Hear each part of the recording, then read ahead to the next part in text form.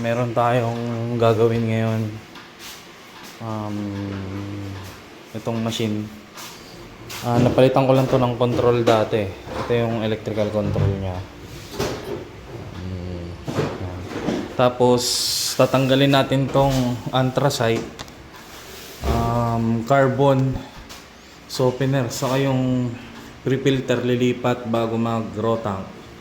Then ito kasi 10x54 lang yung mga FRP niya. Gagawin nating 13x54 saka twin softener. Alisin na natin yung carbon niya. Tapos paparallel natin yung mga sediment lalagay natin dito. Change element saka change membrane.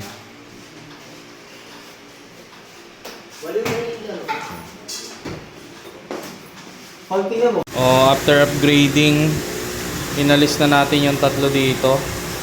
Yan, para maayos yung lagay ng mga motor pump. Then lumipat natin dito, ginawa nating parallel connection. Pinalitan natin siya ng membrane. Yan. Ang product niya ay 4.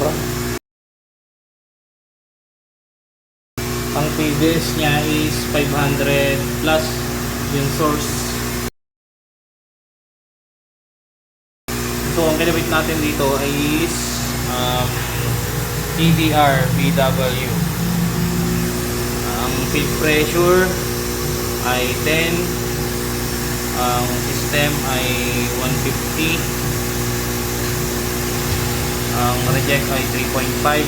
Yung product is sagad. Then dati pinalitan na natin to ng control. Ito siya, may product infuse, merong over and under voltage protection kasi naglo-low voltage sila dito eh. So ito na yon, palit ng dalawang softener, 13x54 lahat ng size. Yan, lagyan natin ng label para madali silang makapag-operate. Yan, tapos multimedia. Then yung oxidation, then yung oxidation, bumubula yan sa loob. Mamaya makikita nyo, singit natin sa video.